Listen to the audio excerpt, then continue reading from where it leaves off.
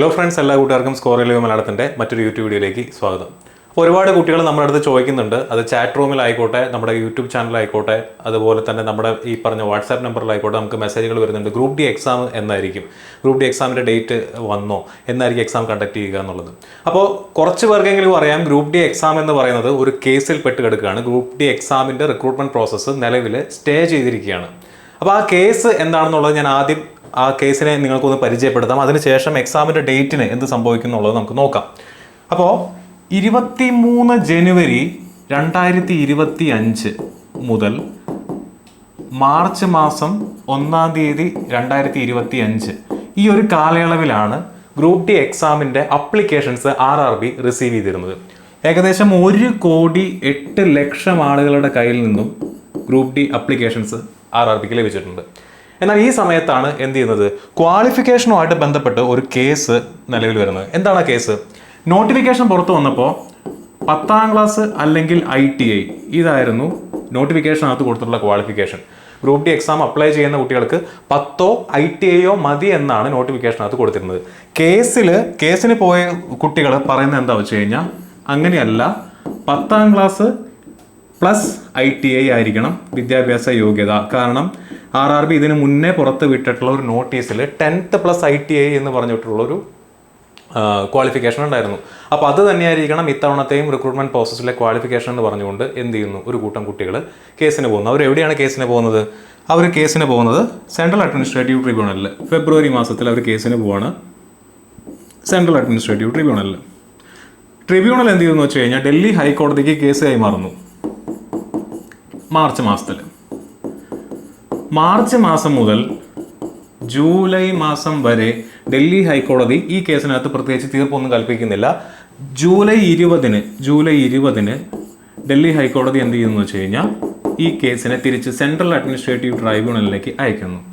Central administrative ട്രൈബ്യൂണലിൻ്റെ കയ്യിൽ തിരിച്ച് ഈ കേസ് എത്തിയപ്പോൾ കേസിൻ്റെ ഹിയറിങ്ങിന് വേണ്ടി ആദ്യം ഓഗസ്റ്റ് 18 എന്ന് പറഞ്ഞുകൊണ്ടൊരു ഡേറ്റ് ഡിക്ലെയർ ചെയ്യുന്നു. അന്ന് ഹിയറിംഗ് നടന്നില്ല.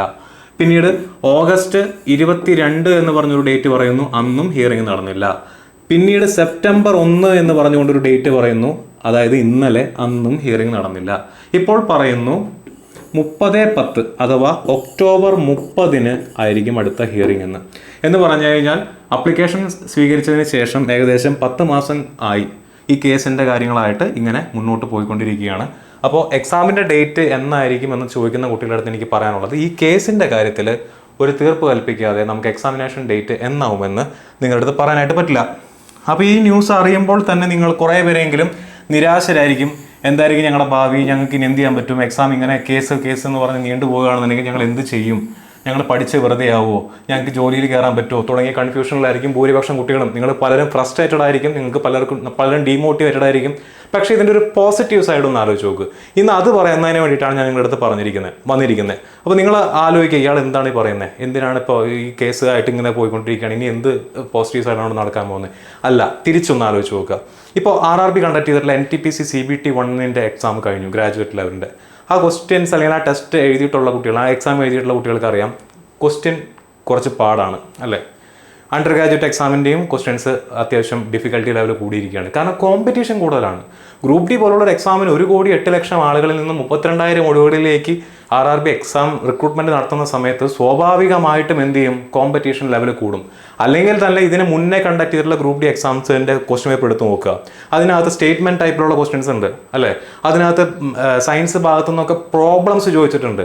അപ്പോൾ നിങ്ങൾ പ്രിപ്പയർഡ് ആണ് എന്ന് നിങ്ങൾക്ക് തോന്നും. എക്സാം ഡേറ്റ് നീണ്ട് പോകുമ്പോൾ ഞങ്ങൾക്ക് എന്തായിരിക്കും ഞങ്ങളുടെ ഭാവി എന്നുള്ള ടെൻഷൻ നിങ്ങളുടെ മുന്നിലിരിക്കുന്ന സമയത്ത് നിങ്ങൾ തിരിച്ചൊന്ന് ആലോചിച്ച് നോക്കുക. ഇത്രയും ടഫ്നെസ് കൂടിക്കൊണ്ടിരിക്കുന്ന, അല്ലെങ്കിൽ ഈ കോമ്പറ്റീഷൻ ലെവൽ ഇത്രയും കൂടിക്കൊണ്ടിരിക്കുമ്പോൾ ഞങ്ങൾക്ക് പ്രിപ്പയർ ചെയ്യാൻ കൂടുതൽ സമയം കിട്ടുകയാണ് അല്ലേ. ഈ കേസ് എന്ന് പറയുന്നത് എന്ന് വേണമെങ്കിൽ തിരിഞ്ഞു പറയാവുന്ന ഒരു സംഭവമാണ്. ഇതിപ്പോൾ ഒക്ടോബർ 30 എന്ന് പറഞ്ഞു, നാളെ ഇപ്പോൾ ഈ പറഞ്ഞ പോലെ ഒരു പ്രൊട്ടസ്റ്റ് സംഭവിക്കുകയോ അല്ലെങ്കിൽ നാളെ വേറെ എന്തെങ്കിലും ഒരു കക്ഷി ചിലപ്പോൾ കേസിൽ നിന്ന് പിന്മാറുകയോ ചെയ്ത് കഴിഞ്ഞ് കഴിഞ്ഞാൽ എന്ത് സംഭവിക്കും? കേസിന് ചിലപ്പോൾ പെട്ടെന്ന് തന്നെ വിധി പറയാം. ഇനി ഒക്ടോബർ 30-ന് ഹിയറിംഗ് വെച്ചു. ഇപ്പോൾ ഇത്രയും കുട്ടികളുടെ ഭാവി സംബന്ധിച്ച കാര്യമായതുകൊണ്ട് ചിലപ്പോൾ ഒരാഴ്ചക്കുള്ളിൽ തന്നെ തീർപ്പ് വന്നു കഴിഞ്ഞാൽ, എക്സാം പെട്ടെന്ന് വന്നു കഴിഞ്ഞാൽ, അപ്പോൾ എക്സാം നീണ്ടു പോകുമെന്ന് വിചാരിച്ച് പഠിക്കാതെ ഡീമോട്ടിവേറ്റഡ് ആയി ഉഴപ്പിയിരിക്കുന്ന കുട്ടികളെ സംബന്ധിച്ചിടത്തോളം ഈ അവസരം പോയിപ്പോവും. അപ്പോൾ അതുണ്ടാവാതിരിക്കുക. ഇനിയുള്ള സമയം കൃത്യമായിട്ട് പഠിച്ച് മുന്നേറുക. എക്സാമിൻ്റെ ഡേറ്റ്, എക്സാം ഈ പറഞ്ഞ പോലെ 2 മാസം കഴിഞ്ഞോ 3 മാസം കഴിഞ്ഞോ 4 മാസം കഴിഞ്ഞോ എക്സാം നടത്താതിരിക്കാൻ പറ്റില്ലല്ലോ. 1,08,00,000 ആളുകളുടെ കയ്യിൽ നിന്നും പൈസയും വാങ്ങിച്ചിട്ട് RRB റിക്രൂട്ട്മെൻറ്റ് പ്രോസസ്സ് എന്തായാലും അവർ കണ്ടക്ട് ചെയ്യും. ഇത് കംപ്ലീറ്റ് ആവുക തന്നെ ചെയ്യും. നിങ്ങൾ എക്സാമിന് അപ്ലൈ ചെയ്ത കുട്ടികൾ എന്തായാലും നിങ്ങൾക്ക് എക്സാം എഴുതാനായിട്ടും പറ്റും. എക്സാമിൻ്റെ പ്രോസസ്സ് ഡിലേ ആയിരിക്കും, അത് ശരിയാണ്.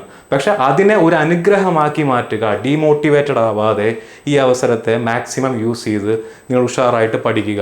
ഓക്കെ, ഇനി നിങ്ങൾ ഡിഗ്രി കയ്യിലുള്ള ആളുകളാണ്, മറ്റു ക്വാളിഫിക്കേഷൻസ് ഉള്ള ആളുകളാണെന്നുണ്ടെങ്കിൽ വരാനിരിക്കുന്ന മറ്റ് RRB എക്സാംസിനും കൂടെ ഫോക്കസ് ചെയ്യുക. ഇപ്പോൾ നിങ്ങൾ ഡിഗ്രി കഴിഞ്ഞിരിക്കുന്ന കുട്ടികളാണെന്നുണ്ടെങ്കിൽ ഉടനെ തന്നെ സെക്ഷൻ കൺട്രോളറിൻ്റെ നോട്ടിഫിക്കേഷൻ വരും. അപ്പോൾ അതിനുവേണ്ടി നിങ്ങൾക്ക് പ്രിപ്പയർ ചെയ്യാവുന്നതാണ് അല്ലേ. അസിസ്റ്റന്റ് ലോക്കോ പൈലറ്റ് എക്സാമിൻ്റെയും ടെക്നീഷ്യൻ ഗ്രേഡ് 3 എക്സാമിൻ്റെയും ഓൾറെഡി നിങ്ങൾ ഈ വർഷത്തെ എക്സാമിന് അപ്ലൈ ചെയ്ത് കാണുമെന്നാണ് ഞാൻ വിശ്വസിക്കുന്നത്. അപ്പോൾ അത്തരത്തിൽ RRB കണ്ടക്ട് ചെയ്യുന്ന മറ്റ് എക്സാംസിനും അത് യൂസ്ഫുൾ ആയിരിക്കും. നിങ്ങൾ പഠിക്കുന്ന കാര്യങ്ങൾ ഒരു കാലത്തും വെറുതെ ആയി പോവില്ല. അപ്പോൾ ആ രീതിയിൽ നിങ്ങൾ എന്ത് ചെയ്യുക, നിങ്ങളെ തന്നെ സജ്ജരാക്കി എടുക്കുക. ഇനി എക്സാം എത്ര കട്ടിയാണെന്നുണ്ടെങ്കിലും ഞങ്ങൾ സിലബസ് മൊത്തം കവർ ചെയ്തെടുക്കും എന്നുള്ള ഒരു രീതിയിൽ നിങ്ങൾ എന്ത് ചെയ്യുക, എക്സാമും ആയിട്ട് പഠിച്ച് മുന്നോട്ട് പോകാനായിട്ട് നോക്കുക. ഇനി ഇതിനെ നിങ്ങളെ ഹെൽപ്പ് ചെയ്യുന്നതിന് വേണ്ടിയിട്ട് ഓൾറെഡി നമ്മളൊരു റിവിഷൻ എക്സ്പ്രസ് സീരീസ് ആരംഭിച്ചിട്ടുണ്ട്. കുറച്ച് പേർക്കെങ്കിലും അറിയാം, കുറച്ച് പേരെങ്കിലും അത് നന്നായിട്ട് ഫോളോ ചെയ്യുന്നുണ്ട്. ഫോളോ ചെയ്യാത്ത കുട്ടികളുണ്ട്.